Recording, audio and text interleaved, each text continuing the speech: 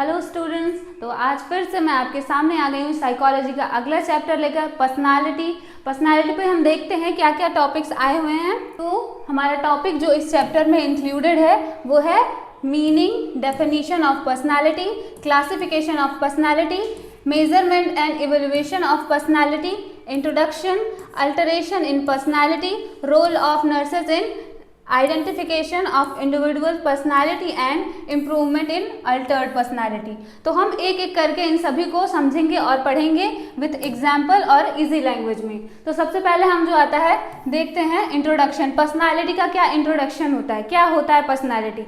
अब पर्सनालिटी को हम एज ए एक स्टोरी में समझते हैं कि जैसे मान लीजिए कि दो दोस्त हैं और वो किसी पार्टी में जाते हैं, तो एक जो फ्रेंड होता है जाते ही वो घुल मिल जाएगा पूरी तरीके से, और एक जो होगा वो एक किनारे पे खड़ा होकर सबको देखेगा। तो इन दोनों में देखिए दोनों ही दोस्त हैं, दोनों एक दूसरे के साथ रहते हैं, पर कितना अंतर है। ये अंतर जो होता है इसी को जो बोलते हैं हम पर्सनालिटी बोलते हैं। ठीक है, इस अंतर को ही हम पर्सनालिटी बोलते हैं। हर जो इंसान होता है वो अपना एक अलग पर्सनालिटी लेकर चलता है, और ये जो पर्सनालिटी होती है ये थ्रू आउट जब इंसान जन्म लेता है धीरे धीरे जैसे ही उसकी एज होती है वो धीरे धीरे जो होती है लर्निंग जो होती है वो डेवलप होती है पर्सनालिटी के लर्निंग के साथ। जैसे जैसे वो नए नए बिहेवियर सीखता है, जैसे जैसे वो इन्वायरमेंट के साथ अडॉप्ट करता है, वैसे वैसे उसकी जो होती है पर्सनालिटी डेवलप होती है। तो क्या दिखाया है इसमें, personality psychology is the scientific study of how individuals think, feel and behave in consistent ways across different situations and over time. Etymologically, the word personality has been derived from the Latin word persona. जो word ये personality है, ये जो personality है ये Latin word के persona word से लिया गया है। और पर्सनालिटी इसमें उसका ओवरऑल ये समरी बता रहा है कि पर्सनालिटी जो होती है ये डेवलप होती है एक जो होती है एक स्पेसिफिक और यूनिक कैरेक्टर में और हर एक इंडिविजुअल में। इसका एक ओवरऑल समरी है। नेक्स्ट है मीनिंग ऑफ पर्सनालिटी। क्या मीनिंग है इसके?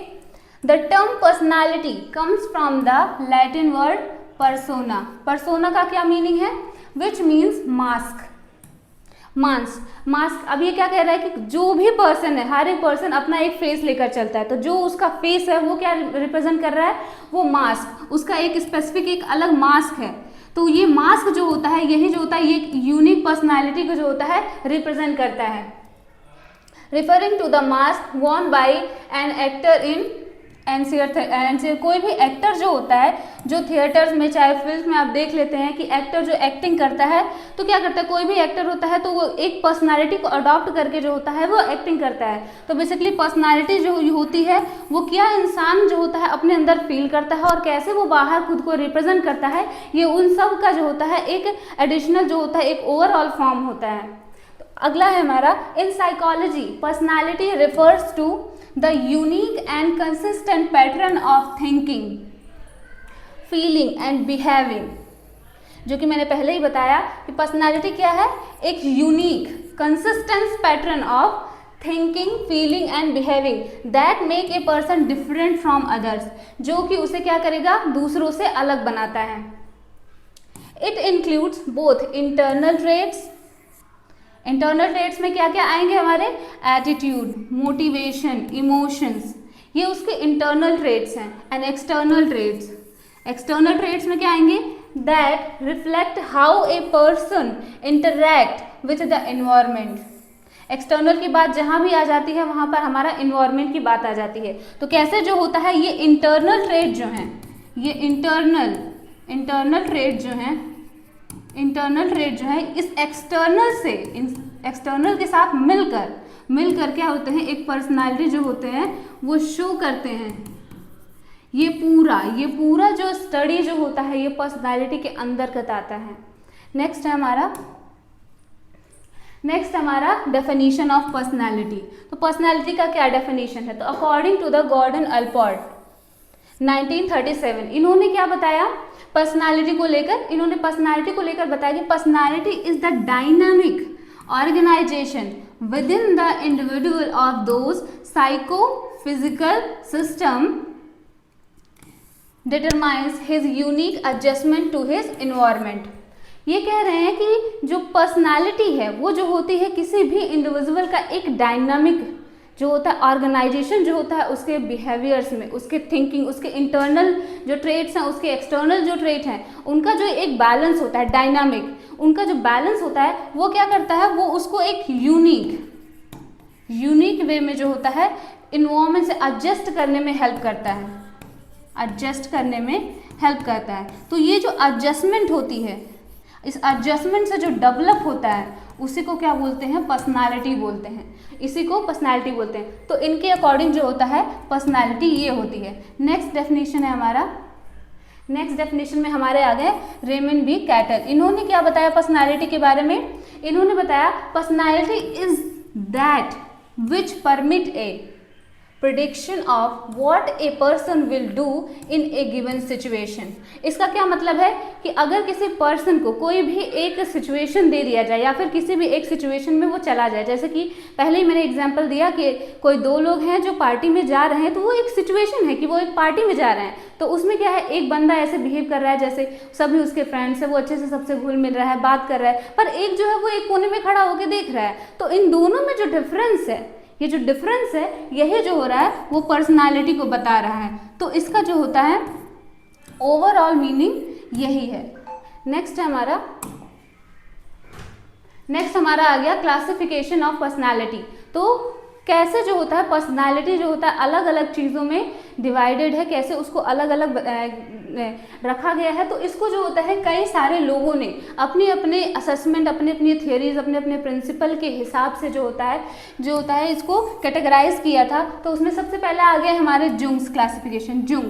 जुंग्स जो थे इन्होंने क्लासिफाई किया था पर्सनालिटी को कि इसके बेसिस पे कैसे कोई इंडिविजुअल जो होता है अपनी एनर्जी पर फोकस करता है, कैसे वो अपनी एनर्जी पर बिलीव करता है। अब जैसे कि मान लें इन्होंने डिवाइड किया था कैसे, इसमें आते हैं हमारे एक्सट्रोवर्ट्स, इंट्रोवर्ट्स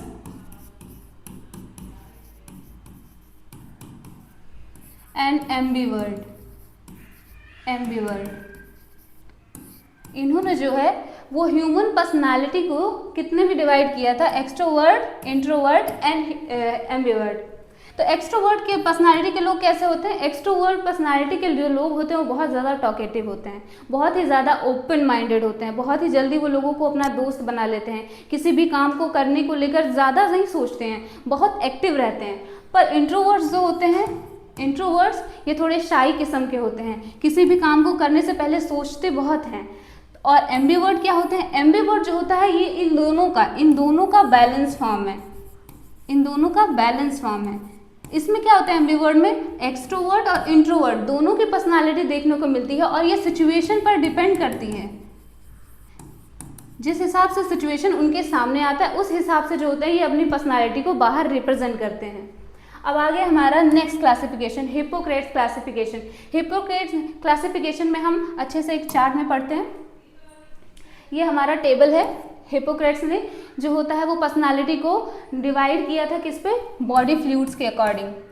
ह्यूमन बॉडी में कितने टाइप के फ्लूइड्स पाए जाते हैं उसके अकॉर्डिंग उन्होंने बताया था कि कैसे एक डिफरेंट पर्सनालिटी के पास जो होता है एक डिफरेंट कैरेक्टरिस्टिक्स है। तो उन्होंने जो हमारे बॉडी में सबसे पहला फ्लूइड हमारा ब्लड, फ्लेगम और ब्लैक बाइल और येलो बाइल। तो ये जो बॉडी फ्लूइड है इसके अकॉर्डिंग जो होता है वो पर्सनालिटी टाइप क्या बताया इन्होंने, अच्छा ब्लड के अकॉर्डिंग क्या बताया, सैंग्विन पर्सनालिटी।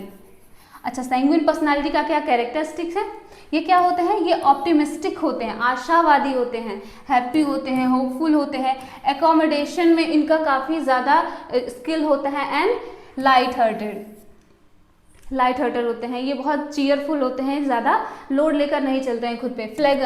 फ्लेगमेटिक पर्सनालिटी, ठीक है, फ्लेगमेटिक पर्सनालिटी ये क्या होते हैं, इनका क्या कैरेक्टरिस्टिक्स है, कोल्ड हार्टेड, कोल्ड होंगे, बहुत ज़्यादा इमोशंस नहीं, बहुत ज़्यादा फेशियल एक्सप्रेशंस नहीं शो करेंगे जब भी वो सोशल इंटरेक्शन में जाएंगे, काम होते हैं, स्लो होते हैं एंड इनडिफरेंट, ठीक है। नेक्स्ट जो होता है हमारा black bile fluid. Black bile fluid को क्या नाम दिया था इन्होंने? मेलैंकोलिक। मेलैंकोलिक। इसके क्या कैरेक्टरिस्टिक्स हैं? इसके कैरेक्टरिस्टिक्स हैं सैड, जैसे कि इसका नाम ही है ब्लैक बाइल। ब्लैक के हिसाब से ब्लैक जहाँ भी आ जाता है वहाँ थोड़ा नेगेटिव चीज़ आ जाता है, तो इसमें क्या होगा?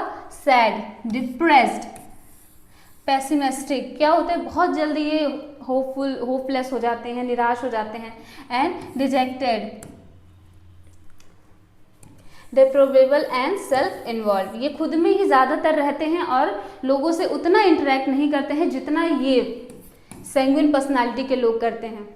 Yellow bile. येलो बाइल में कोलरिक।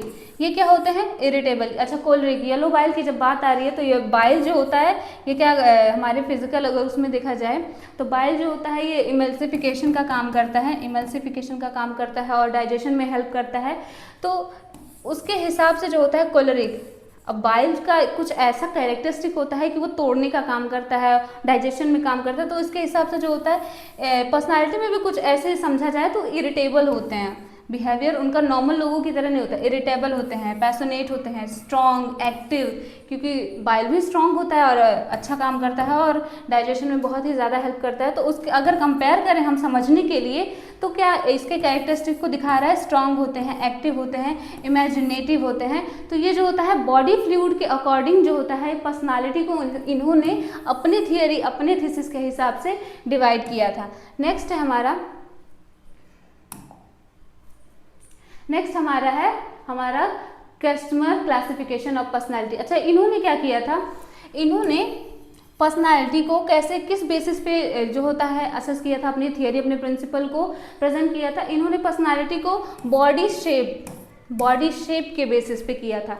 कैसे जो होती है, देखिए आप लोगों को देखेंगे तो डिफरेंट बॉडी शेप की, कोई को बहुत पतला मिलेगा, कोई बहुत लंबा होता है, कोई बहुत मोटा होता है। तो उसके हिसाब से जो होता है इन्होंने पर्सनालिटी को डिवाइड किया था। तो पहला हमारा इन्होंने दिया था picnic body shape. Picnic body shape में फैटी लोग जो मोटे होते हैं, ठीक है। तो इनका पर्सनालिटी कैरेक्टरिस्टिक क्या था इसके हिसाब से? ये क्या होते हैं?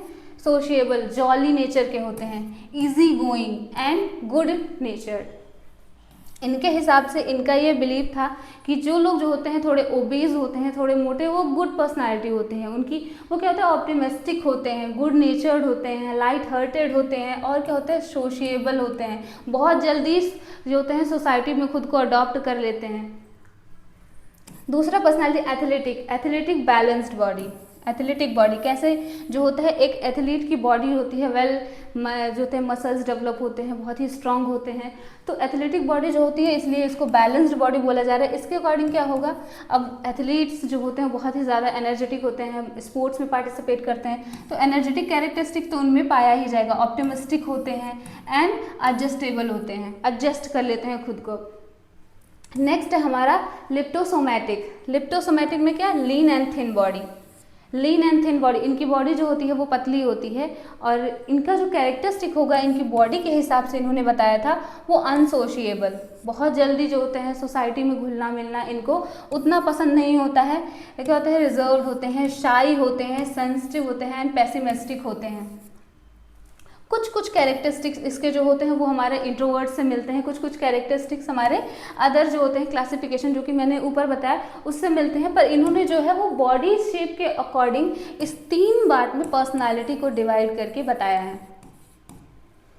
नेक्स्ट हमारा है वो जो है ये जो होता है इसको रिवाइज करके बनाया गया। इसको किसने रिवाइज किया था? हमारे शेल्डन ने।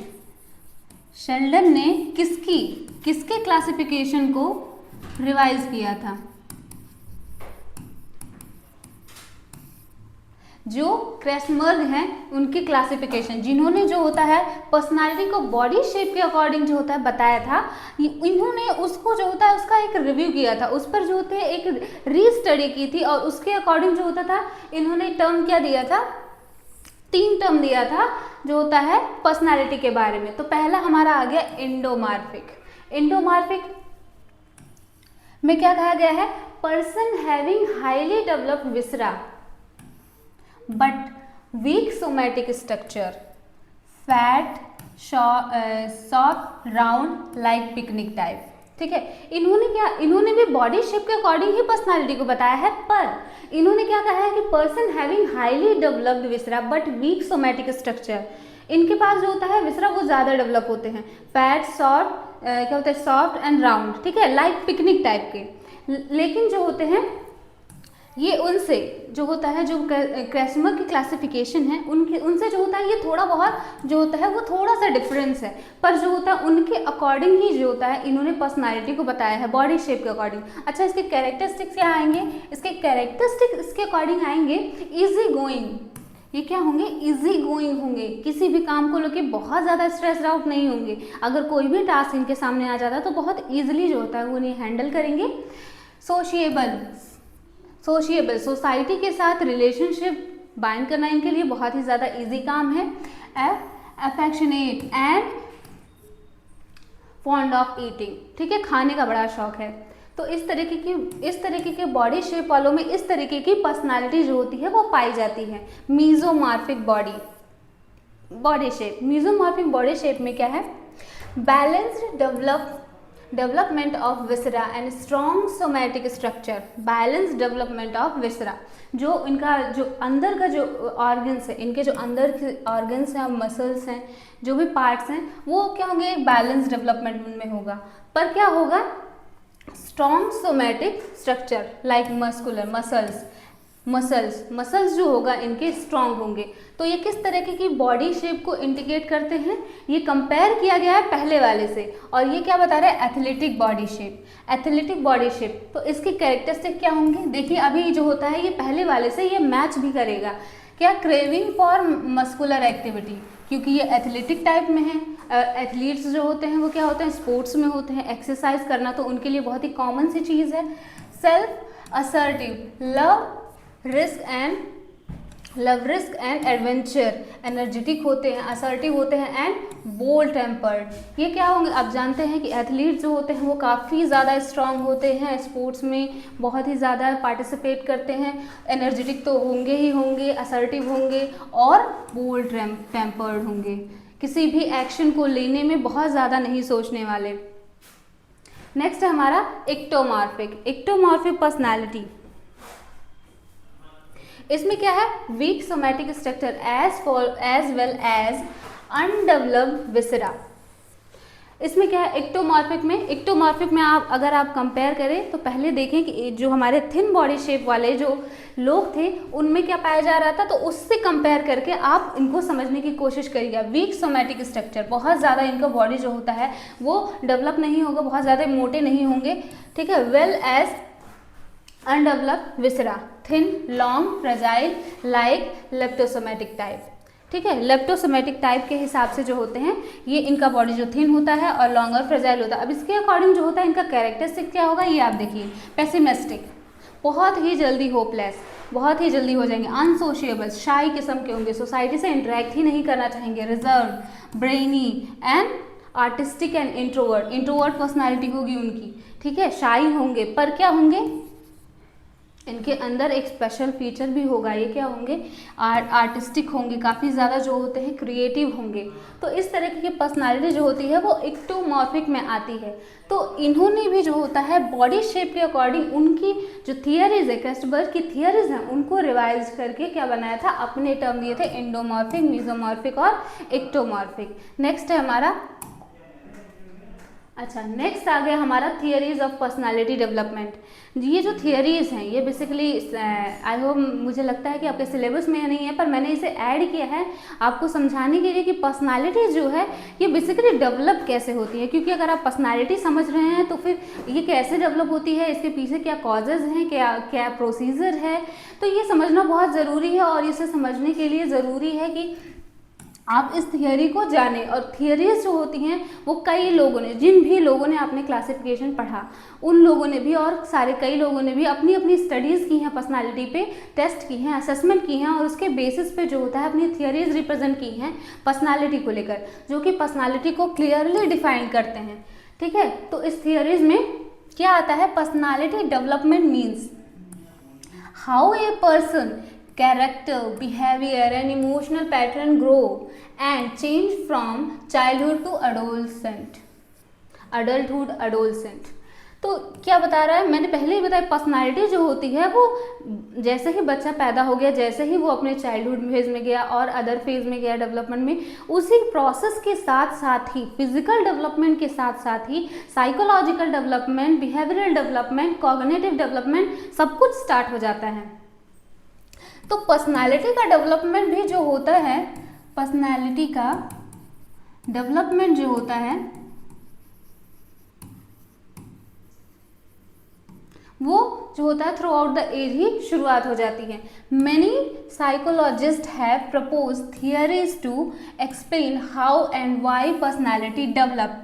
तो ये जो थियरी है ये क्या बता रही है, यही कि कैसे जो होता है कोई पर्सनैलिटी किसी भी जो होता है ह्यूमन में डेवलप हो रही है, कैसे जो भी आपने क्लासिफिकेशन ऊपर पढ़े वो कैसे डेवलप हो रही है, मेन पर्पज इस थियरी का यही है। तो सबसे पहले हमारा आ गया सबसे ज़्यादा इम्पॉर्टेंट, सबसे ज़्यादा popular theory, psycho analytical theory. Psycho analytical theory जो होता है सिगमंड फ्रॉइड ने दिया था पर्सनालिटी को लेकर। इनका मेन आइडिया क्या था, इनका मेन आइडिया था Freud believe personality is shaped by unconscious motives, childhood experiences and the conflict between instinct and social rules। इन्होंने क्या बताया कि पर्सनालिटी जो डेवलप हो रही है वो unconscious process through out the childhood, जो भी चाइल्डहुड एक्सपीरियंस है, जो भी आपका शुरुआत में जो टॉडलर फेज में हो गया, प्री स्कूलर फेज में हो गया, स्कूलर फेज में हो गया, जो उसके एक्सपीरियंसेस हैं उसके अकॉर्डिंग जो होती है उसकी पर्सनालिटी डेवलप होती है। कैसे जो होता है कॉन्फ्लिक्ट बिटवीन द क्या होते हैं इंटेंसिक एंड सोशल रूल, जो होता है सोसाइटी और जो होते हैं इंस्टिंक्ट रूल, जो पहले से ही उसमें इनबॉर्न कैरेक्टरिस्टिक्स हैं, पहले से ही हैं, जो उसके जीन के इफेक्ट हैं, जेनेटिक इफेक्ट्स हैं, उनके बीच में जो होता है ये जो होता है, ये जो बैलेंस होता है, ये जो बैलेंस होता है वो कैसे क्रिएट करता है, बैलेंस जो होता है वो कैसे क्रिएट करता है एक पर्सनालिटी को, क्रिएट्स पर्सनालिटी, क्रिएट्स पर्सनालिटी। तो जो होता है इनका मेन आइडिया यही था। इनका मेन आइडिया जो होता है वो डिफरेंट एज ग्रुप पे जो होता है वो बताया गया है, जिसको हम अच्छे से समझेंगे। अच्छा, इन्होंने मेन जो आइडिया दिया था वो 3 कॉन्सेप्ट पे बेस्ड है। पर्सनालिटी डेवलपमेंट जो होता है वो 3 कॉन्सेप्ट पे बेस्ड है। किसी भी इंसान में कोई भी पर्सनालिटी डेवलप के लिए 3 फैक्टर बहुत ज़रूरी हैं, और वो पहला फैक्टर है हमारा इट, दूसरा है ईगो और तीसरा है सुपर ईगो। ये बहुत ही इंटरेस्टिंग है, बहुत ही ज़्यादा इंटरेस्टिंग है।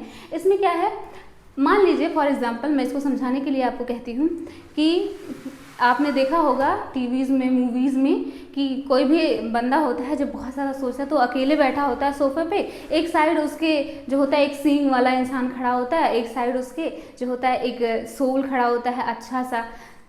तो जो होता है वो प्योर होता है, जो सफ़ेद जो होता है कपड़े में पहने हुए सोल होता है वो क्या होता है, हमारा सुपर ईगो होता है। सुपर ईगो होता है वो जो सफ़ेद कपड़े में खड़ा हो, जो काले कपड़े में खड़ा होता है वो क्या होता है, इड होता है हमारा। ठीक है, इड का क्या मतलब है, डिजायर।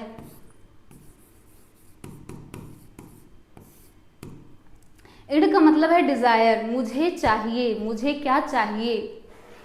सुपर ईगो क्यों चाहिए, कैसे चाहिए, किस बेसिस पे चाहिए। ठीक है, ये सुपर ईगो बेस्ड है मोरल प्रिंसिपल पे। सुपर ईगो डिसाइड करता है what is right, what is wrong. ठीक है, और ईगो, अब इन सब के बीच में जो बैठा है हमारा बेचारा ईगो क्या करता है, इन दोनों के बीच में क्या करेगा, बैलेंस करेगा, इनकी लड़ाई को बैलेंस करता है। कैसे बैलेंस करेगा, develop from the id, work on reality principle. ठीक है, ये इड से डेवलप होगा। जैसे कि हमारे मन में कोई इच्छा है, हमने देखा, हमने कोई मिठाई देखी, हमने कहा नहीं हमें मिठाई खाने का मन कर रहा है, लेकिन ईगो, अब सुपर ईगो कह गया मिठाई खाओगे तो शुगर हो जाएगा। अब ईगो बेचारा क्या करे, अब इसमें सोचेगा, अब ईगो इसमें जब क्या करेगा, अब इसमें सोच के काम करेगा, रियलिटी पे काम करेगा। ठीक है, उसने रियल सिचुएशन को असेस किया कि हाँ थोड़ा शुगर खा लेते हैं, थोड़ा सा खा लेते हैं, ज़्यादा नहीं खाएंगे। तो ईगो ने जो है एक बीच वाला रास्ता निकाल दिया। ठीक है, ज़्यादा नहीं खाएंगे कि डायबिटीज़ ना हो। तो ईगो जो होता है ये इन दोनों के बीच में बैलेंस करने का काम करता है। आगे इसमें लिखा गया tries to satisfy the id desire in a realistic way. Example, a child learn to, ask politely for food instead of crying, ठीक है। और इड में क्या है, प्रेजेंट एट बर्थ, बर्थ से ये होता है। Works on pleasure principles, desires पे बेस्ड होता है, प्लीजर पे बेस्ड होता है। Wants immediate satisfaction of need, चाहिए तो चाहिए मतलब, and desire. Example, a hungry baby cries until fed, जब तक उसे खाना नहीं मिलता तब तक वो रोता रहता है, टेम्पर जो होता है वो अपना दिखाता रहता है। और सुपर ईगो क्या कह रहा है, develops from parental and societal values. अब कोई बड़ा इंसान है तो जो होता है उसमें ये मोरल वैल्यू जो होते हैं थ्रू आउट, जैसे अडल्ट हो गए उनमें ये डेवलप हो जाता है, तो वो जो होते हैं प्रिंसिपली सोच के मोरल, अपने मोरल वैल्यूज़ के साथ सोच के कोई भी डिसीजन लेते हैं, तो ये जो होता है हमारा सुपर ईगो में आता है। Works on moral principle, tells what is right what is wrong. Example में आ गया हमारा, a person feel guilty after lying, ठीक है। आई होप आपको इड, ईगो और सुपर ईगो अच्छे से समझ आएगा। नेक्स्ट है हमारा स्टेजेस ऑफ पर्सनालिटी डेवलपमेंट। तो साइकोसेक्सुअल जो होता है साइको एनालिटिकल थियोरी के हिसाब से, अच्छा सिगमंड फ्रॉइड जो थे इन्होंने जो होता है डेवलपमेंट कैसे जो होता है एज वाइज डेवलपमेंट हो रहा है उसके अकॉर्डिंग पर्सनालिटी कैसे डेवलप हो रही है ऐसे बताया था। तो इन्होंने जो होता है स्टेजेस में डिवाइड किया था, कई सारे स्टेजेस में। इन्हें पहला स्टेज दिया था ओरल स्टेज। ओरल स्टेज जो होता है ये किन में देखा जाता है, 0 से 1 ईयर तक के जो बच्चे होते हैं उनमें वो ओरल स्टेज चलता है। तो इनका फोकस ऑफ प्लीजर, इनका इड क्या होता है, इनका इड होता है, ठीक है, माउथ। इनको क्या है कि फीडिंग चाहिए, इनको अपना फीड चाहिए, अपना खाना चाहिए, ठीक है। की टास्क वीनिंग, जैसे जैसे जो होता है इनका एज डेवलप होता है, तो अब 6 मंथ के हैं तो ब्रेस्ट फीडिंग करेंगे, जैसे 6 मंथ के बाद जाएंगे तो धीरे धीरे जो होता है एडिशनल फूड जो होता है ब्रेस्ट मिल्क के साथ साथ लेने लगते हैं। तो जो होता है की टास्क इनका ये होता है कैसे एक चीज़ से दूसरे में शिफ्ट करेंगे, ठीक है। क्योंकि क्या होता है कोई भी पर्सन कोई भी चीज़ अगर शुरुआत से पाने लगता है तो उससे अडॉप्ट हो जाता है, तो कैसे एक सिचुएशन से दूसरे सिचुएशन में जा रहे हैं, ये जो होता है ये बहुत ज़्यादा इंपॉर्टेंट फैक्टर है किसी भी तरह की पर्सनालिटी को डेवलप करने के लिए, ठीक है। पॉसिबल फिक्सेशन इन अडल्टहुड, ठीक है। अगर ये क्या कह रहा है, अगर जो होता है ये सब, ये जितनी भी इसकी नीड्स है अगर ये कंप्लीट नहीं हो पा रही है तो अडल्टहुड में जाके क्या हो सकता है, ठीक है। डिपेंडेंसी, ओवर ईटिंग, स्मोकिंग, ये सब जो होगा जब आप चाइल्डहुड फेज में ये नीड्स पूरे नहीं कर पाओगे ठीक से किसी भी बच्चे में, तो अडल्टहुड में इस तरीके की प्रॉब्लम जो होती है वो देखने को मिल सकती है, और ये जो होता है वो भी उसके पर्सनालिटी का एक हिस्सा बन जाएगा। एनल फेज में क्या है, एनल फेज जो होता है हमारा 1 से जो होता है 3 ईयर के बच्चों में देखा जाता है, इसमें क्या जाता है एनल फेज। इसमें टॉयलेट ट्रेनिंग मेन टास्क होता है, टॉयलेट ट्रेनिंग देना बच्चों को मेन टास्क होता है। अच्छा, जब इनका जो होता है अगर अडॉप्टेशन हो गया तो चलो अडल्टहुड में जाते जाते इनके पास अच्छा खासा जो होता है एक पर्सनालिटी इनकी डेवलप हो गई, लेकिन अगर ये फेल हो जाता है तो क्या होगा, अगर ये फेल हो जाता है तो ओडर इलनेस और मिजलिंग्स। ओडर इलनेस क्या होते हैं, इनका जो टॉयलेट ट्रेनिंग अगर फेल्ड है तो इनकी पहली चीज़ तो जो एक नॉर्मल लोगों की टॉयलेट ट्रेनिंग की प्रोसेस होती है वो तो डिस्टर्ब होगी ही होगी, और एनोरेसिस और इकोप्रेक्सिया टाइप के जो होते हैं डिसऑर्डर्स भी देखने को मिल सकता है। साथ साथ जो होते हैं इनमें ऑर्डर इलनेस और मिजनेस भी देखने को मिल सकता है, ये काफ़ी ज़्यादा जो होते हैं डिस्टॉर्टेड होंगे। फैलिक स्टेज जो होता है किनको बोला गया है, फैलिक जो होता है 3 से 6 साल के लिए बच्चों के लिए है। इनमें क्या फोकस ऑफ प्लेजर, इनमें क्या है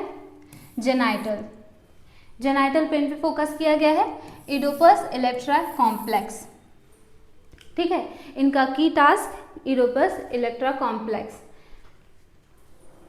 और पॉसिबल फिक्सेशन इन अडल्टहुड वैनिटी रिलेशनशिप प्रॉब्लम, ठीक है। अब इसमें क्या बताया गया है कि इस फेज में फैलिक स्टेज में इस फेज में जो होता है बच्चा जो होता है 3 से 6 साल का जो बच्चा होता है वो अपने पेरेंट्स को देखता है, ठीक है, अपने पेरेंट्स को देखता है, अपोजिट जेंडर के बीच में रहता है, अपने मम्मी पापा को ऑब्जर्व करता है। तो ये क्या करता है, उसका जो एक थॉट जो होता है अपोजिट जेंडर को रिकॉग्नाइज करने का यहाँ से डेवलपमेंट यहाँ से स्टार्ट होता है, ठीक है। कौन गर्ल है कौन बॉय है, क्या उनमें अलग फीचर्स हैं, तो ये डेवलप होना स्टार्ट होता है। तो अगर ये इसका फेलियर होता है तो आगे चल के उनको अपने लाइफ में रिलेशनशिप प्रॉब्लम्स हो सकती हैं। ठीक है, इस फेज में ये बताया गया। इस तरीके से जो होती है पर्सनालिटी डेवलप होती है। लेटेंसी स्टेज, लेटेंसी स्टेज जो देखा जाता है ये 6 से 12 साल के बच्चों में। इनमें क्या होता है, इनमें focus of pleaser dominant libido. Dominant libido का मीनिंग ये होता है कि इनमें जो होता है सेक्सुअल अर्ज जो होते हैं ये इनएक्टिव फॉर्म में होता है। ठीक है, सोशल स्किल डेवलपमेंट, इनका जो मेन की टास्क होता है वो ये होता है कि वो सोशल स्किल डेवलप करते हैं। ठीक है, सोशल स्किल डेवलप करते हैं, लोगों से इंटरेक्ट करते हैं, फ्रेंड्स बनाते हैं और जो होता है अपने एकेडमिक में, अपने सोशल लाइफ में अच्छा परफॉर्म करते हैं। इनका जो की मेन जो होता है टास्क होता है ये इस एज ग्रुप में ये होता है। अगर जो होता है ये प्रॉपर जो होता है अपना टास्क परफॉर्म नहीं कर पाते हैं तो उनमें आगे चल के क्या देखने को मिलेगा, इमेच्योरिटी, पुअर रिलेशनशिप, इमेच्योरिटी, कोई भी डिसीजन को लेने में इतना ज़्यादा एबिलिटी उनके पास नहीं होगी। इमेच्योर, बहुत ही ज़्यादा क्राई करने लगेंगे, टेम्पर टेंट्रम दिखाने लगेंगे, किसी भी सिचुएशन में जो होता है इमेच्योरिटी दिखाने लगेंगे। पुअर रिलेशनशिप, और रिलेशनशिप जो होता है बिल्डअप करने में बहुत ही ज़्यादा पुअर होंगे। नेक्स्ट स्टेज हमारा होता है जेनाइटल। जेनाइटल स्टेज जो होता है ये शुरुआत होती है हमारा 12 प्लस के बच्चों में। अब जो होता है 12 प्लस से लेके यानी एडोलसेंट और अडल्टहुड। तो इसमें क्या होता है, जेनाइटल्स का यहाँ क्या मीनिंग लिया जा रहा है, इसमें जो होता है बेसिकली जो होता है एक अपोजिट जो जेंडर है उसके जो होता है रिस्पेक्ट में, अपोजिट जेंडर के रिस्पेक्ट में जो होता है अट्रैक्शन का जो होता है डेवलपमेंट होता है इस स्टेज में। इसमें क्या देखने को मिलता है, इसका की टास्क क्या है, मैच्योर इंटीमेसी। इसमें क्योंकि अट्रैक्शन होता है, अपोजिट डेवलपमेंट, अपोजिट जो जेंडर्स होते हैं उनके प्रति जो होता है एक क्या होते हैं, अट्रैक्शन की भावना डेवलप होती है, और इंटीमेसी डेवलप होती है। अगर इस स्टेज में ये फेलियर हुआ, ये डेवलपमेंट नहीं हुआ तो आगे चल के उन्हें रिलेशनशिप प्रॉब्लम होंगी। वो क्या होते हैं, रिलेशनशिप और वर्क के बीच में जो होते हैं बैलेंस करना नहीं सीख पाएंगे। तो ये जो होता है उनकी पर्सनालिटी को इस तरीके से अडल्टहुड में डेवलप करेगा। ठीक है, ये अडल्टहुड में इस तरीके से उनकी पर्सनालिटी को डेवलप करेगा। नेक्स्ट है,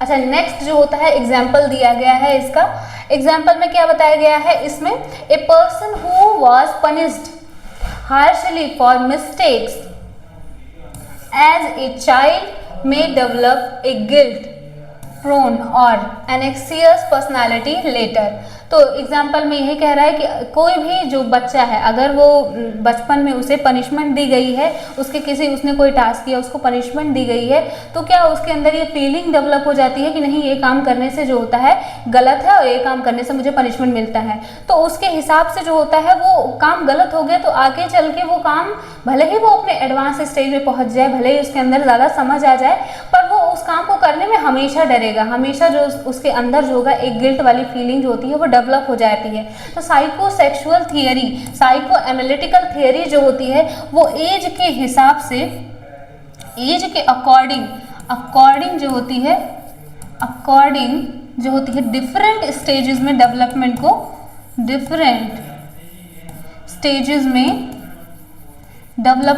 बताती है। इस तरीके के डेवलपमेंट ऑफ पर्सनालिटी बताती है। ठीक है,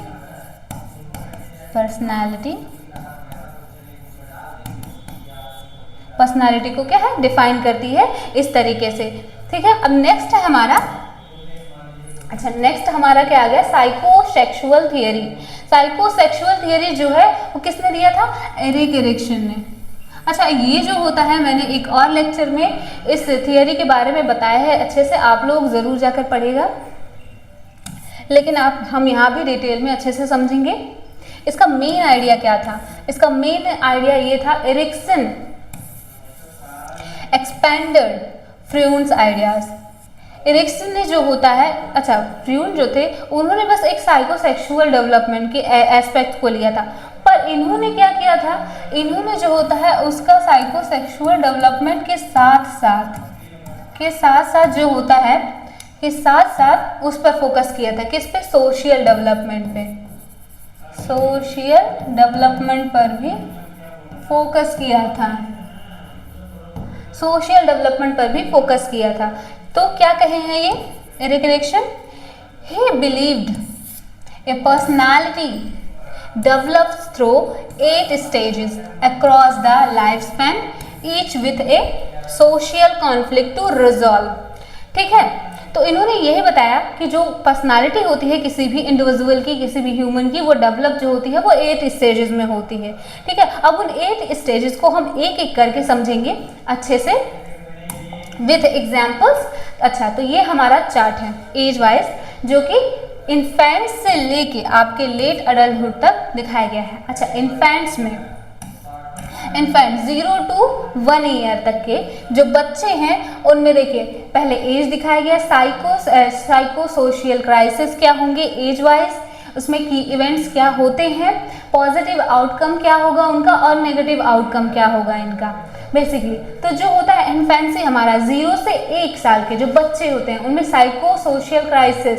अच्छा, 0 से 1 साल के जो बच्चे होते हैं ये बेसिकली क्या है, इनका क्या नीड है, इनका नीड है फीडिंग, इनका नीड है parental support, parental love, affection, mother का सपोर्ट। ठीक है, तो अगर जो होता है इनका ये नीड इस एज में फुलफिल नहीं हो पा रहा है ठीक से, तो क्या होगा, साइको सोशियल क्राइसिस क्या आएंगे। ठीक है, साइको सोशियल क्राइसिस होगा मिसट्रस्ट डेवलपमेंट, और अगर फुलफिल हो रहा है तो क्या डेवलप होगा, ट्रस्ट डेवलप होगा।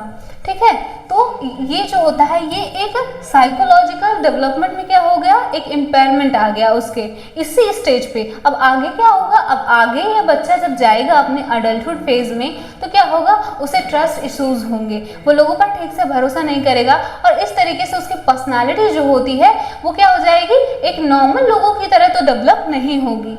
ठीक है, अब इसमें के की इवेंट्स क्या होते हैं जिस स्टेज में, इसमें की इवेंट्स होता है फीडिंग, मैंने पहले बताया कि जो इवेंट्स है फीडिंग, इनका बेसिक नीड जो होता है फीडिंग होता है, लव होता है, अफेक्शन होता है। अच्छा, पॉजिटिव आउटकम क्या होगा, पॉजिटिव आउटकम सिक्योरिटी और ट्रस्ट डेवलपमेंट होगा, और नेगेटिव आउटकम क्या होगा, मिसट्रस्ट डेवलपमेंट होगा, जो कि उसके अडल्टहुड तक को अफेक्ट करेगा। अच्छा, दूसरा हमारा है दूसरा स्टेज अर्ली चाइल्डहुड 1 से 3 साल के बच्चों में। इसमें क्या होता है, साइको सोशियल क्राइसिस में देखिए, साइको सोशियल क्राइसिस में बताया गया है शेम एंड डाउट। अच्छा, अर्ली चाइल्डहुड में क्या होता है, अब बच्चा जो होता है वो इन्फेंट से अर्ली चाइल्डहुड में आ गया है। अब क्या होगा, बच्चे का क्या होता है 1 से 3 साल टॉडलर फेज। अब यहाँ पर क्या होगा, बच्चे का टॉयलेट ट्रेनिंग होता है, बच्चा ज़्यादा एक्टिव हो जाता है, चलने लगता है, क्रिएटिविटी जो होता है प्लेइंग उसकी क्या बोलते हैं क्रिएटिविटी डेवलप होनी स्टार्ट हो जाती है, गेम्स में इंटरेस्ट लेने लगता है, प्ले में इंटरेस्ट लेने लगता है। ठीक है, तो इस तरीके से जो होता है ये कैरेक्टर्स 1 से 3 साल के बच्चों में आनी शुरू हो जाती है। ठीक है, अब अगर देखिए टॉयलेट ट्रेनिंग जो होती है ये टॉडलर्स का क्या है, की फीचर है, की फीचर मेन एक्शन होता है इसमें। तो अगर टॉयलेट ट्रेनिंग फेल होता है तो क्या डेवलप होगा, अगर फेल होगा तो शेम और डाउट डेवलप होगा बच्चे में, अगर ये फेल हुआ तो शेम और डाउट डेवलप होगा। ठीक है, लेकिन अगर जो होता है टॉयलेट ट्रेनिंग अच्छा हुआ उनका तो क्या होगा, ऑटोनॉमी सेल्फ डिपेंडेंट होंगे, वो सेल्फ डिपेंडेंट होगा, अपना काम जो होता है इंडिपेंडेंटली अपना जो होता है जो भी उनकी बेसिक फिजियोलॉजिकल जो वर्क है वो खुद कर पाएंगे।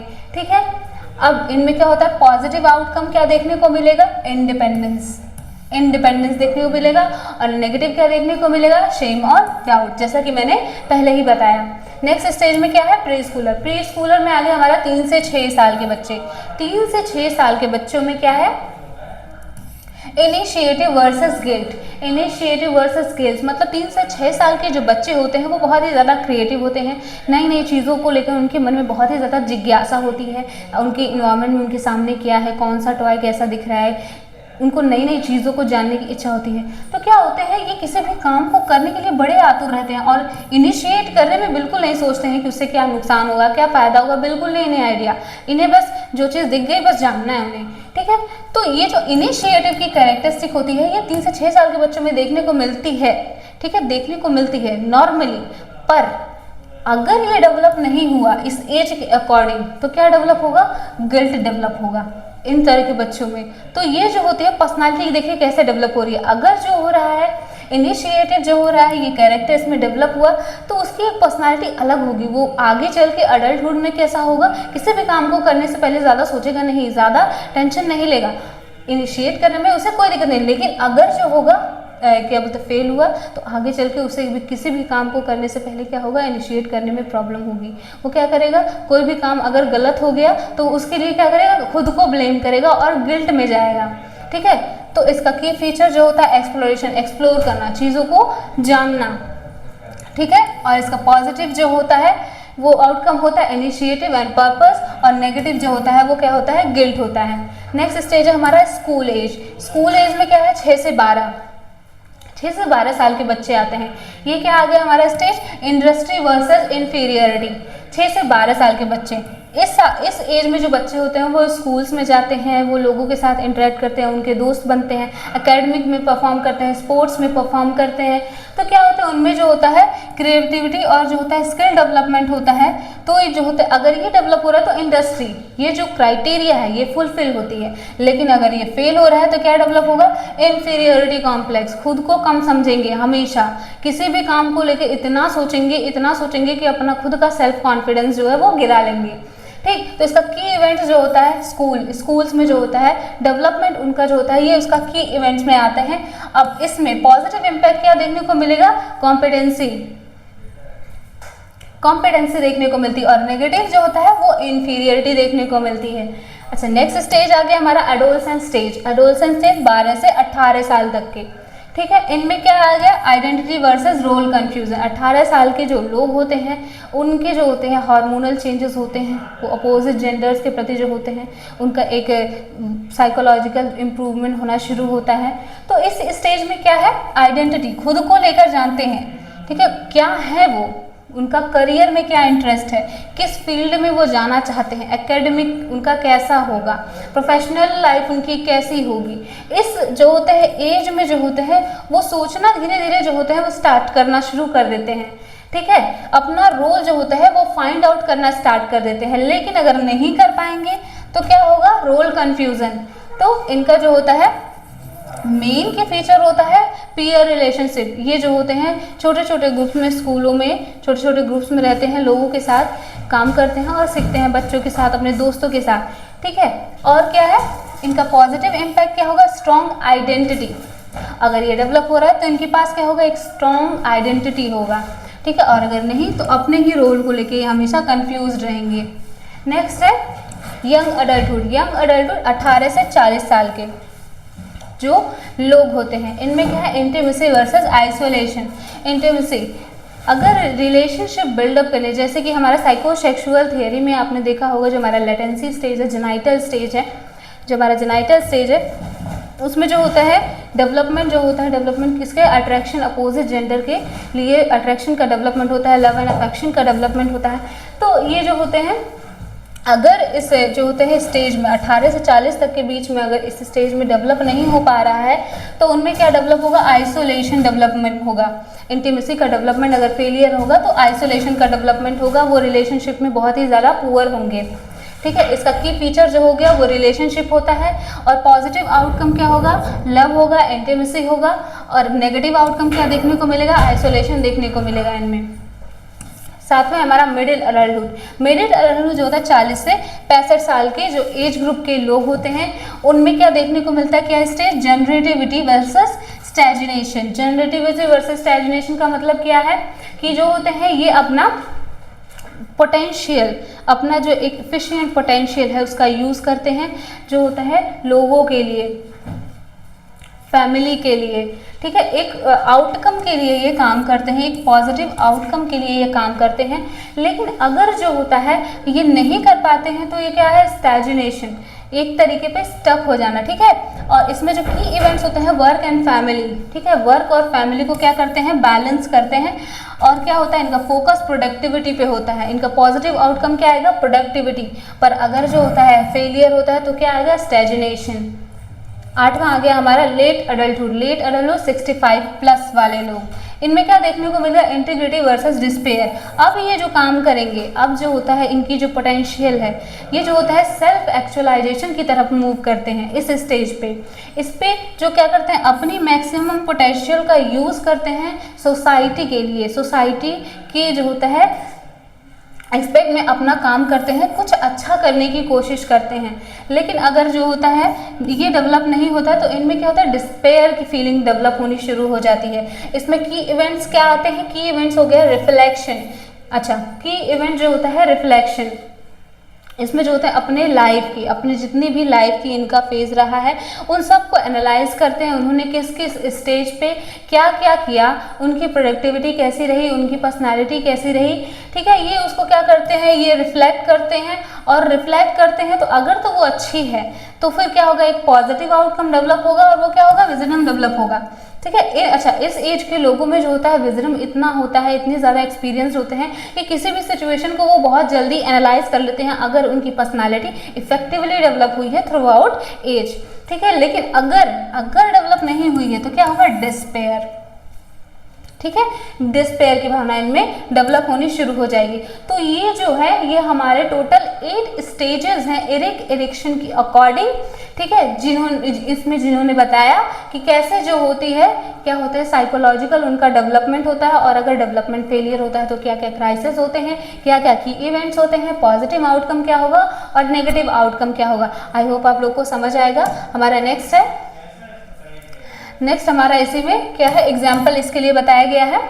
एग्जाम्पल में क्या दिया गया है, a child who feels supported while learning new skill, ठीक है, stage 4 develops confidence and hard working personality, ठीक है। इसमें एग्जाम्पल में यही बताया गया कि कोई भी चाइल्ड है अगर उसके डेवलपमेंट फेज में उसको किसी भी स्किल को लर्न करने में अगर उसे सपोर्ट प्रोवाइड किया गया, उसे जो होता है रिवॉर्ड दिया गया है, ठीक है, या फिर उसे पॉजिटिव रेनफोर्समेंट दी गई है, तो क्या होगा कि वो उसके प्रति जो होता है उसके जो इफेक्टिव लर्निंग एक्सपीरियंस है उसको और भी ज़्यादा डेवलप करने में हेल्प करता है, और यही जो एक्सपीरियंस है यही आगे चल के जो होता है धीरे धीरे धीरे पर्सनालिटी डेवलप करेगा उसकी, ठीक है। नेक्स्ट है हमारा, अच्छा नेक्स्ट हमारी थियरी आ गई, trait theory. Trait theory, Allport Cattell Eysenck trait theory. इसमें क्या है, ट्रेट थियरी में बताया गया है जो हमारे एल्पॉट कैटल, इन्होंने क्या बताया है कि पर्सनालिटी को जो है इन्होंने डिवाइड किया है 3 मेन ट्रेट्स पे, 3 मेन ट्रेट्स पे, ठीक है। तो हम समझते हैं सबसे पहले इनका मेन आइडिया क्या था, इनका मेन आइडिया था personality is made up of traits, made up of traits, stable characteristics that influence behavior, ठीक है। वो कौन से ट्रेट्स हैं, वो ट्रेट्स क्या है, वो ट्रेट्स है स्टेबल कैरेक्टरिस्टिक, किसी भी पर्सन का एक स्टेबल कैरेक्टरिस्टिक जो कि क्या बताने हैं, उसके बिहेवियर को बताएंगे, ठीक है। तो इन थियोरी का इनका जो मेन जो बताया था इन्होंने 3 पॉइंट्स में बताया था। पहला ट्रेट्स जो बताया था कार्डिनल ट्रेट्स, दूसरा था सेंट्रल ट्रेट, और तीसरा था हमारा सेकेंडरी ट्रेट्स। कार्डिनल ट्रेट्स जो होते हैं ये क्या है, dominant traits, example honesty in Gandhi, ठीक है। कार्डिनल ट्रेट्स वो होते हैं जैसे कि किसी भी पर्सन में कोई एक ट्रेट ऐसा हो, कोई एक गुण, कोई एक जो होता है फीचर ऐसा होगा जो कि उसके पूरी पर्सनालिटी को बता देगा, कि बस उस एक का नाम ले लो तो हाँ पता चल जाएगा कि हाँ वो व्यक्ति कौन था। अब फॉर एग्जांपल इसमें दिया गया गांधी जी, जब गांधी जी के नाम लिया जाता है तो कौन सा ट्रेट हमारे दिमाग में आता है, नॉन वायलेंस, अहिंसा। अगर अहिंसा का नाम आए तो सबसे पहले तो गांधी जी का नाम आएगा, क्योंकि ये उनका क्या था, सेंट्रल ट्रेट था। अच्छा, सेकेंड जो है क्या होता है, cardinal trait, sorry cardinal trait था। सेंट्रल ट्रेट क्या है, central trait general characteristics. General characteristics का क्या मीनिंग है, जनरली जो होते हैं ये एवरेज सब में पाए जाते हैं, ठीक है, थोड़े बहुत सब में पाए जाते हैं। इसमें क्या आता है हमारा, काइंडनेस आ गया, पोलाइटनेस आ गया, ऑनेस्टी आ गया, ब्रेवरी आ गया, थोड़े बहुत सब में पाए जाते हैं जनरली, ठीक है। सेकेंडरी ट्रेट्स में situation specific, according to the situation जो होते हैं ये डेवलप होते हैं। इसमें क्या गया, नर्वस बिफोर एग्जाम। अब इसमें एग्जाम आ गया, जैसे कि कोई भी बच्चा अगर एग्जाम हॉल में एंटर कर रहा है तो क्या नर्वसनेस जो होता है वो आ जाती है, अकॉर्डिंग टू द सिचुएशन। ये जो होते हैं, ये जो बिहेवियर है ये according to the situation develop होते हैं। तो पर्सनालिटी जो होती है एल्पॉट के अकॉर्डिंग इन 3 जो होते हैं इन 3 पॉइंट्स पर बेस्ड होते हैं, cardinal traits, central traits and secondary traits, ठीक है। नेक्स्ट हमारा है, अच्छा नेक्स्ट आ गया हमारा रेमंड कैटल। अच्छा, रेमंड कैटल ने क्या कहा है पर्सनालिटी को लेकर, आइडेंटिफाइड 16 पर्सनालिटी फैक्टर, ठीक है, 16 personality factor such as warmth, dominance and sensitivity EDC। इन्होंने जो अपना जो थियरी दी थी, अपना असेसमेंट दिया था, ये उन्होंने कुछ पर्सनालिटी कैरेक्टरिस्टिक्स को जो है वो डिफाइन किया था, निकाला था अपने थियरी के बेसिस पे, अपने असेसमेंट के बेसिस पे। और उसमें से जो होते हैं कुछ जैसे एग्जांपल्स दिए गए हैं, वार्मथ, डोमिनेंस एंड सेंसिटिविटी। ठीक है, तो इन्होंने इसके बेसिस पे पर्सनालिटी को जो होता है एक्सप्लेन किया था। और हेंस साइनिक ने क्या किया, आइडेंटिफाइड 3 मेन डायमेंशंस। इन्होंने जो होता है 3 मेन डायमेंशन को आइडेंटिफाई किया था। पहला हमारा आ गया extroversion versus introversion. Extroversion related to the extroverts, introversion related to the introverts. ठीक है, क्या होता है न्यूरोटिसिज्म, इमोशनल स्टेबिलिटी, कैसे जो होता है लोगों में इमोशनल स्टेबिलिटी है, उसके अकॉर्डिंग जो होता है इन्होंने पर्सनालिटी को बताया था। साइकोटिसिज्म, टफ माइंडनेस। ठीक है, साइकोटिसिज्म, टफ माइंडेड पीपुल। ठीक है, तो इसके अकॉर्डिंग जो होता है पर्सनालिटी को इन्होंने बताया था। तो इन 3 पॉइंट्स पे जो होता है हेंस साइनिक ने बताया था, एक्सट्रोवर्जन, इंट्रोवर्जन, न्यूरोटिसिज्म एंड साइकोटिसिज्म। ठीक है, इसके एग्जांपल्स में हम अच्छे से समझते हैं। An extrovert student enjoy social activities while an introvert prefer reading alone. तो यही इन्होंने बताया कि एक्सट्रोवर्ट्स जो होते हैं वो सोसाइटी में एंजॉय करना ज़्यादा पसंद करते हैं, जबकि इंट्रोवर्ट्स जो होते हैं वो अकेले बैठकर अपनी दुनिया में जीना ज़्यादा पसंद करते हैं। तो नेक्स्ट है हमारा, अच्छा नेक्स्ट आ गया हमारा next theory, behavioural theory. Behavioural theory जो है ये किसने दिया था, BF स्किनर ने एंड जॉन वाटसन ने। अच्छा, BF स्किनर जो होते हैं इन्होंने क्या कहा था, पर्सनालिटी, अच्छा ये थियरी पर्सनालिटी से कैसे रिलेटेड है। ये थियरी बेसिकली ये बताती है कि कैसे कोई भी बिहेवियर जो होता है वो लर्न होता है, जब थ्रू आउट द एज कैसे बिहेवियर जो होता है वो लर्न करते हैं, जो ह्यूमंस होते हैं, एनिमल्स होते हैं। अच्छा ठीक है, इसमें जो है BF स्किनर ने ये बताया, लेकिन इनका मेन आइडिया क्या था, पर्सनालिटी डेवलप थ्रू लर्निंग। ठीक है, personality develop through learning shaped by rewards, punishments and environment. ठीक है, तो ये जो बिहेवियर हैं जो कि ये लर्न कर रहे हैं, ये टोटल बिहेवियर क्या करेंगे, पर्सनालिटी को डेवलप करते हैं। ठीक है, concept behaviour is learn through conditioning. ठीक है, behaviour is learn through conditioning. Conditioning का मतलब क्या है कि कंडीशनिंग का मतलब जैसे जैसे जो होता है एज हमारा बढ़ता है, एज के अकॉर्डिंग जो है वो उनका जो होता है लर्न जैसे बिहेवियर करते हैं, और जैसे उसमें चेंजेस आते हैं सिचुएशन में कैसे वो अडॉप्ट करता है। तो ये जो होता है वो सिचुएशन के अकॉर्डिंग उस बिहेवियर की कंडीशनिंग होती है। ठीक है, तो अलग अलग इस स्टेज पे जो होते हैं अलग अलग बिहेवियर इस तरीके से लर्न करते हैं, और उसके अकॉर्डिंग क्या होता है अलग अलग पर्सनालिटी होती है उनकी। ठीक है, दूसरा हमारा पॉइंट है classical conditioning. Classical conditioning and operant conditioning. Basically जो होता है इनका जो होते हैं मेन कॉन्सेप्ट में हमारे ये 2 आते हैं, क्लासिकल कंडीशनिंग और ऑपरेंट कंडीशनिंग। क्लासिकल कंडीशनिंग का जो होता है इन्होंने पैवलोव डॉग एक्सपेरिमेंट से बताया था। ठीक है, इसमें क्या गया था, इसमें इस एक्सपेरिमेंट में क्या बताया गया था, इसमें 2 तरीके के स्टिमुलस लिए गए थे। स्टिमुलस, एक अनकंडीशनल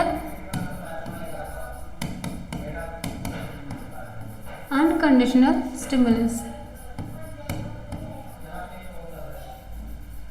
एक अनकंडीशनल स्टिमुलस। वो अनकंडीशनल स्टिमुलस क्या था, फूड। अनकंडीशनल स्टिमुलस वो क्या था, वो फूड था। और एक और लिया गया था हमारा न्यूट्रल स्टिमुलस, न्यूट्रल स्टिमुलस। ठीक है, ये 2 तरीके के स्टिमुलस लिए गए थे। और क्या है, हमारे एक डॉग जी थे। ठीक है, इसमें बेसिकली क्या बताया गया था, अनकंडीशनल स्टिमुलस का क्या मतलब है, इन्होंने एक डॉग लिया। ठीक है, उसको क्या है, पहले तो अनकंडीशनल मतलब जो भी फूड है, क्या स्टिमुलस है, उसे देख के जो होता है डॉग एक रिस्पॉन्स देगा, उसमें कोई चेंजेस नहीं किए। उन्होंने खाना लाया और डॉग को दे दिया, डॉग ने क्या रिस्पॉन्स दिया, अच्छा अनकंडीशनल फूड, अनकंडीशनल ये जब स्टिमुलस गया तो क्या आया, अनकंडीशनल रिस्पॉन्स भी आया, कंडीशनल रिस्पॉन्स, रेस्पॉन्स। ठीक है, अनकंडीशनल स्टिमुलस के रिस्पेक्ट में अनकंडीशनल रिस्पॉन्स आया और वो रिस्पॉन्स क्या था? सलाइवेशन।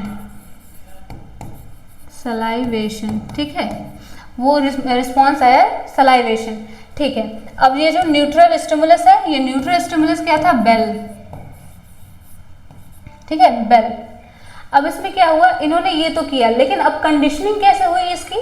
क्योंकि ये क्लासिकल कंडीशनिंग है, तो कंडीशनिंग कैसे हुई? इन्होंने क्या किया अपने एक्सपेरिमेंट्स में कि पहले तो इन्होंने केवल बस खाना देना शुरू किया कुछ दिन तक, तो डॉग जो होता है वो जैसे ही खाना देखता है वैसे ही सलाइवेट करने लगता है। लेकिन फिर क्या किया, उसके साथ जो होता है एक क्या न्यूट्रल स्टिमुलस यूज किया? बेल। ठीक है, बेल का क्या किया, उन्होंने खाना नहीं दिया, बस उन्होंने बेल बजाया, कोई रिस्पॉन्स नहीं। ठीक है, कोई रिस्पॉन्स नहीं, डॉग ने नहीं दिया। अब उन्होंने कंडीशनिंग में क्या किया, जब कंडीशनिंग उन्होंने स्टार्ट की, कंडीशनिंग का मतलब क्या, इसमें चेंज किया। ठीक है, जो भी इनका स्टिमुलस था उसमें चेंज किया। अब उन्होंने क्या किया कि जो फूड है, ठीक है, फूड प्लस बेल, ठीक है, उन्होंने क्या, बेल बजाया, खाना दिया, बेल बजाया, खाना दिया। कई दिनों तक उन्होंने ये क्या किया, रिवाइज किया। अब जब भी बेल बजता तब जो होता है खाना मिलता है, ऐसा थॉट जो होता है वो क्या है, डॉग में डेवलप हुआ कि जब भी बेल बजेगा तो खाना मिलेगा। फिर उन्होंने कुछ दिन बाद क्या किया, उन्होंने खाना देना बंद कर दिया, बस क्या किया, बेल बजाना शुरू किया। ठीक है, बस बेल बजाना शुरू किया। तो अब क्या दे रहे हैं, अब देखिए कैसे जो होता है वो डॉग एक बिहेवियर लर्न कर चुका है, तो इसी को क्या बोलते हैं, कंडीशनिंग। अब जब भी बेल बजेगा, खाना उसे नहीं मिल रहा है, लेकिन फिर भी क्या करेगा, वो सलाइवेट करेगा। क्योंकि क्या हो रहा है, क्योंकि उसकी जो स्टिमुलस, उसकी कंडीशनिंग हो चुकी है, वो ऑलरेडी उस बिहेवियर को लर्न कर चुका है। ठीक है, तो इस तरीके से जो होता है हमारा क्लासिकल कंडीशनिंग होती है। ठीक है, तो ये बिहेवियर उसने लर्न किया, ऐसे ही जो होता है ह्यूमंस में होता है। ठीक है, जैसे जैसे जो होता है ये बिहेवियर लर्न करते हैं और बिहेवियर के अकॉर्डिंग जो होती है वो पर्सनालिटी डेवलप होती है। ऑपरेंट कंडीशनिंग, ऑपरेंट कंडीशनिंग जो था ये Skinner box reward and punishment पे बेस्ड था। इसमें क्या था, operant conditioning basically reward and इसमें था। तो इसमें क्या किया था, जब भी कोई भी बच्चा, फॉर एग्जांपल कोई बच्चा है, उसने जो होता है, मान लीजिए स्कूल्स में जो हमारा एक कोई स्कूलर बच्चा है, स्कूल्स में अच्छा परफॉर्म किया, उसके अच्छे ग्रेड्स आए, तो क्या है, उसके टीचर ने उसे क्या किया, चॉकलेट दिया। ठीक है, चॉकलेट दिया। अब उसके दिमाग में क्या है, ये फिट हो गया कि अगर मैं अच्छा करूँगा, मेरे अच्छे मार्क्स आएंगे, मेरे अच्छे ग्रेड आएंगे, तो मुझे चॉकलेट मिलेगा। ठीक है, मेरी तारीफ की जाएगी। तो क्या, एक पॉजिटिव रेनफोर्समेंट मिला। अब क्या होगा, अब उसी बिहेवियर को वो रिपीट करेगा। मतलब यही है कि जो होगा ऑपरेंट कंडीशनिंग में एक पॉजिटिव रिस्पॉन्स, एक पॉजिटिव क्या बोलते हैं, रेनफोर्समेंट में क्या होगा, रेपिटेशन ऑफ बिहेवियर देखने को मिलेगा। ठीक है, रेपिटेशन ऑफ बिहेवियर देखने को मिलेगा, रेपिटेशन ऑफ बिहेवियर देखने को मिलेगा। लेकिन अगर वहीं पे उसे पनिशमेंट दे दिया गया, तो उसके दिमाग में सेट हो गया, अरे भैया अब तो मुझे पनिशमेंट मिलेगा, अब तो मैं नहीं पढ़ूंगा, अगर मैंने ज़्यादा लिखा तो मैम मुझे मारेंगी। ठीक है, तो अगर ये नेगेटिव रेनफोर्समेंट में चला गया तो क्या होगा, उसका जो पर्सनालिटी है वो क्या होगा, एक नेगेटिव तरीके से डेवलप होना शुरू हो जाएगा। तो ये जो होता है ऑपरेंट कंडीशनिंग जो होता है रिवॉर्ड और पनिशमेंट के बेस पे इस तरीके से बेस्ड होता है। Personality equal to learn habits और रेस्पॉन्स पैटर्न। मैंने बताया पर्सनालिटी जो होते हैं, तो जैसे जैसे बिहेवियर का लर्निंग होता है वैसे डेवलप होता है। For example, a child praise for helping others learn to be kind and develop a hopeful personality. उसे अगर क्या बोलते हैं, अगर प्रेज किया गया, उसे एक पॉजिटिव रेनफोर्समेंट दिया गया, तो क्या करेगा, वो काइंडनेस अपने अंदर डेवलप करेगा और थ्रू आउट द लाइफ वो उसको क्या करेगा, रिपीट करेगा उस बिहेवियर को। हाँ, हमारी नेक्स्ट थियरी है ह्यूमनिस्टिक थियरी, जिसको किसने दिया था, Karl Rogers and Abraham Maslow ने। ठीक है, इसमें इन्होंने क्या बताया था, कार्ल रॉजर्स और अब्राहम मैस्लो ने। अब्राहम मैस्लो जो होते हैं, इन्होंने मोटिवेशनल थियरी बनाई थी। ठीक है, मोटिवेशनल थियरी दी थी, मोटिवेशनल थियरी। ठीक ठीक है, मोटिवेशनल थियरी दी थी। इन्होंने अपने थियरी में ये बताया था कि कोई भी जो ह्यूमन है वो कैसे अपने एज के अकॉर्डिंग उसकी क्या नीड्स होती हैं, उसके क्या डिज़ायर्स होते हैं, उसको फुलफिल कैसे करता है स्टेजेस वाइज, उसका क्या मोटिवेशन होता है लाइफ में काम करने का, उसके अकॉर्डिंग जो होता है इन्होंने पर्सनैलिटी में क्या है अपना एक क्या होता है एक्सप्लेनेशन दिया है। ठीक है, तो इसमें क्या है main idea, personality develops through self growth and self actualization. ठीक है, सेल्फ ग्रोथ और सेल्फ एक्चुअलाइजेशन, अपने नीड्स के लिए, अपने सेल्फ ग्रोथ के लिए कैसे वो काम करता है, क्या काम करता है, और क्या है सेल्फ एक्चुअलाइजेशन, अपने पोटेंशियल को कैसे, अपने मैक्सिमम पोटेंशियल को कैसे डेवलप करता है, कैसे वो रिप्रेजेंट करता है। तो इसके अकॉर्डिंग जो होती है वो पर्सनालिटी किसी भी इंडिविजुअल की क्या होती है डेवलप होती है। इस थियोरी में बेसिकली मेन पॉइंट यही है। People are naturally good and strive to become the best version of themselves। हर एक ह्यूमन के पास एबिलिटी होती है खुद को बेस्ट बनाने की, अपने नीड को पूरा करने की और अपने आप को प्रोडक्टिव और डिफरेंट और यूनिक बनाने की। हर ह्यूमन के पास क्या होती है एबिलिटी होती है, और वो एबिलिटी जो होती है उसकी पर्सनालिटी होती है, और उसके पर्सनालिटी के जो होते हैं डिफरेंट और यूनिक कैरेक्टर होते हैं। ठीक है, तो इन्होंने क्या कहा है, इन्होंने बताया है बेसिक नीड्स। पहले तो मैं आपको समझाती हूँ, और देखिए इस तरीके से हम ट्रायंगल बना लेंगे। ठीक है, हम समझते हैं पहले जब इंसान जो होता है पहले फेज पे होता है। ठीक है, उसकी बेसिक नीड क्या होती है, पहली बेसिक नीड हमारी होती है, पहले तो हमें मिलना चाहिए क्या, खाना मिलना चाहिए, कपड़े मिलने चाहिए, घर मिलना चाहिए, शेल्टर मिलना चाहिए। तो हमारे जो होती है पहली हमारी बेसिक नीड होती है हमारी फिजियोलॉजिकल नीड, हमारी पहली फिजियोलॉजिकल नीड। ठीक है, फिजियोलॉजिकल नीड हमारी पहली जो होती है नीड होती है हमारी फिजियोलॉजिकल नीड। दूसरी जो होती है हमारी फिजियोलॉजिकल आ गई, तब दूसरी हमारी आएगी क्या, safety and security. Safety and security, safety and security में क्या आएगा, सेफ्टी में क्या आएगा, क्या चाहिए, जॉब चाहिए, एम्प्लॉयमेंट चाहिए, ताकि आप सोसाइटी में एग्जिस्ट कर पाएँ, इकोनॉमिक आपके पास फाइनेंशियल एक बेस हो। तो ये जो होता है सेफ्टी एंड सिक्योरिटी हमारा सेकंड स्टेज होता है कि कोई भी ह्यूमन जो होता है वो अपनी लाइफ में ये मोटिव रखता है अचीव करने का। थर्ड पे क्या आता है हमारा, थर्ड पे आता है हमारा love and affection, relationship need, social support की नीड्स होती है। ठीक है, तो ये हमारा थर्ड पे आ गया। ठीक है, love and affection, love and affection, love and affection. Next stage पे क्या आता है, सेल्फ स्टीम, खुद का एक सेल्फ कॉन्सेप्ट डेवलप करना, खुद की सेल्फ स्टीम डेवलप करना। ठीक है, सेल्फ स्टीम। और लास्ट में हमारा क्या आता है, सेल्फ एक्चुअलाइजेशन। ये सब जब कंप्लीट होते हैं एट द एंड तब होता है हमारा सेल्फ एक्चुअलाइजेशन। एक सेकेंड, एक सेकेंड,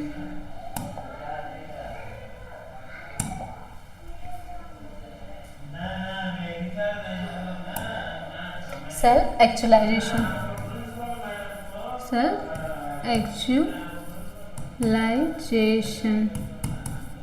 ठीक है, एट द एंड जब ये सारे नीड्स, जब ये सारे मोटिव्स जो होते हैं ये कंप्लीट हो जाते हैं किसी भी ह्यूमन के, तब लास्ट में सेल्फ एक्चुअलाइजेशन डेवलप होगा, उसका एक मैक्सिमम पोटेंशियल डेवलप होगा।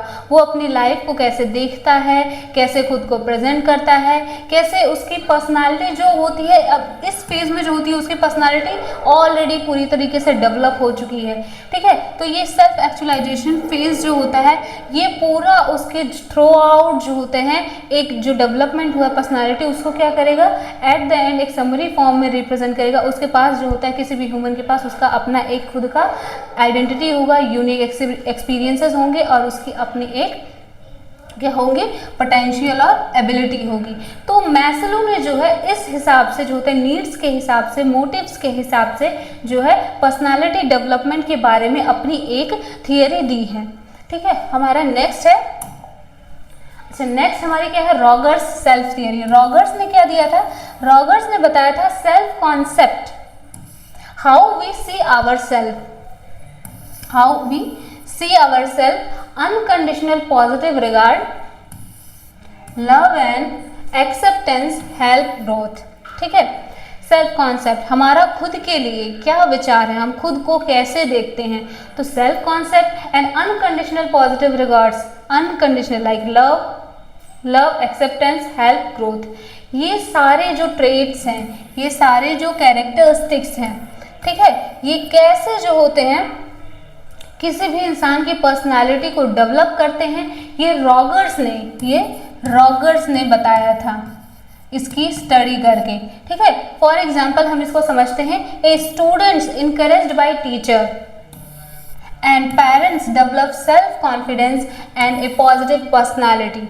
ठीक है, a student encouraged by teachers and parents develop a self confidence and a positive personality. कोई भी स्टूडेंट्स अगर उसे इनकरेज किया जा रहा है पेरेंट्स और टीचर्स के द्वारा, तो क्या होगा, उसके अंदर कॉन्फिडेंस होगा, क्या होगा, उसकी एक स्ट्रॉन्ग पर्सनालिटी डेवलप होगी, एक ऐसी पर्सनालिटी जो कि प्रोडक्टिव होगी, जो कि क्रिएटिव होगी और जो कि सोशल बेनिफिट के लिए भी काम करेगी और अपने बेनिफिट के लिए भी काम करेगी। ठीक है, और हमारी नेक्स्ट है, नेक्स्ट हमारी थियरी है social learning theory. Social learning theory को किसने दिया था? अल्बर्ट बंड्रा। अल्बर्ट बंड्रा ने पर्सनालिटी को लेकर जो अपनी थियरी दी थी, उसका मेन क्या आइडिया है? Personality develops by observing A imitating others. ठीक है, इनका कहना ये था कि जो पर्सनालिटी होती है वो डेवलप होती है कैसे? दूसरों को ऑब्जर्व करने के और दूसरे के एक्शंस को इमिटेट करने से। ठीक है, स्पेशली रोल मॉडल्स। ठीक है, कॉन्सेप्ट क्या था? Observational learning.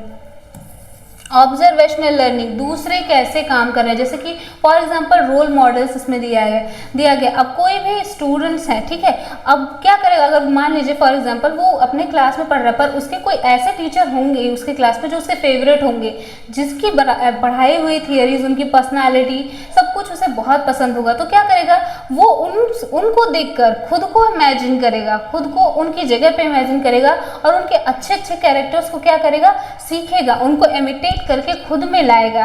ठीक है, तो इस तरीके से जो होता है वो ऑब्जर्वेशनल लर्निंग होती है।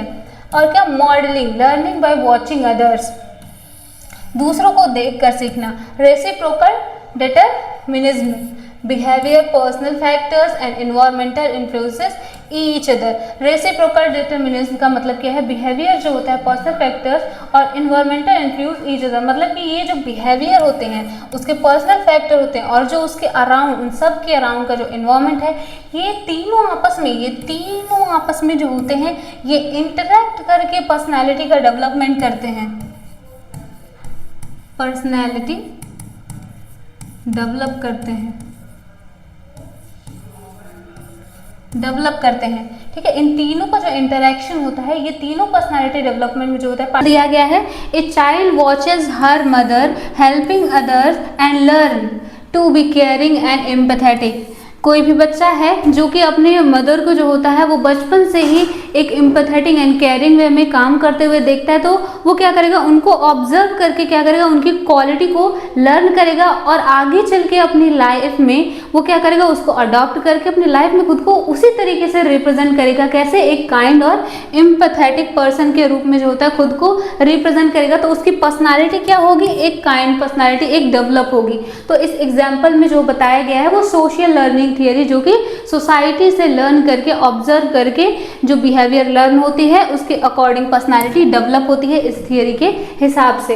नेक्स्ट हमारी थियरी जो होती है वो बायोलॉजिकल थियरी है। बायोलॉजिकल थियरी में हमारे एसाइनिक और शेल्डन जो होते हैं, क्लासिफिकेशन जब हम लोग पढ़ रहे थे तो उसमें बताया गया था, शेल्डन ने जो होता है बॉडी शेप के अकॉर्डिंग जो होता था पर्सनालिटी के बारे में आइडियाज़ दिए थे।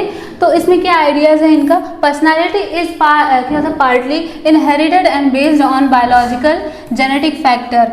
इनके अकॉर्डिंग जो होते हैं पर्सनालिटी जो होती है वो इनहेरिटेड, जो कि हमारे जीन्स जो इनहेरिट होते हैं हमारे पेरेंट्स से हम में, उसके अकॉर्डिंग जो होते हैं हमारे बिहेवियर जो होते हैं उसके अकॉर्डिंग डेवलप होते हैं। शेल्डन बॉडी टाइप, शेल्डन ने बॉडी टाइप्स में डिवाइड किया था, एंडोमॉर्फिक, मेसोमॉर्फिक और एक्टोमॉर्फिक। ठीक है, इन बॉडी टाइप के हिसाब से मैं पहले ही आपको बता चुकी हूँ, उनकी पर्सनालिटी जो होगी वो उस अलग अलग होगी, पर्सनालिटी अलग अलग होगी और उसके अलग कैरेक्टर होंगे। कैरेक्टर होंगे। तो इसमें क्या आएंगे, जो क्या है इंडोमॉर्फ है उनमें क्या आएगा, सोशिएबल होंगे, रिलैक्स्ड होंगे, ठीक है, ज़्यादा चीयरफुल होंगे। मीजोमॉर्फ क्या, मस्कुलर, एथलेटिक बॉडी, ये क्या होंगे, एक्टिव होंगे, असर्टिव होंगे। Ectomorph slim, thin body shape वाले। इंट्रोवर्टेड होते हैं, थॉटफुल होते हैं। इनके थियोरी के अकॉर्डिंग इस तरीके से जो होता है पर्सनालिटी होती है लोगों की। फॉर एग्जाम्पल, ए चाइल्ड में इनहेरिट देयर पेरेंट्स काम और एग्रेसिव टेम्परामेंट। इनका कहना है कि कोई जो होते हैं पेरेंट्स अगर उनमें बहुत ही ज़्यादा क्या होता है एग्रेसिव नेचर है, तो फिर क्या होगा, वो जो जीन्स उनमें ट्रांसफ़र, ये जो जीन्स जो होते हैं, जीन ट्रांसफ़र होके बच्चे में अगर आए, चाइल्ड में अगर आए, तो उसमें भी क्या होगा, एग्रेसिव नेचर देखने को मिलेगा। बायोलॉजिकल थियरी जो होती है ये एक्सप्लेन करती है, और जो होती है शेल्टन थियरी क्या होती है, बॉडी शेप के अकॉर्डिंग एक्सप्लेन करती है पर्सनालिटी को। नेक्स्ट हमारा आ गया। अच्छा, तो आज का टॉपिक जो है हमारा यहीं पर ओवर होता है। बाकी का जो भी हमारा टॉपिक बचा हुआ हम नेक्स्ट लेक्चर में पढ़ेंगे। आई होप आपको सारे टॉपिक्स क्लियर होंगे। मैंने इजी लैंग्वेज में, इजी एग्जांपल्स में आपको समझाने की कोशिश की है। तो हम बाकी का टॉपिक अगले लेक्चर में पढ़ते हैं। Thank you so much.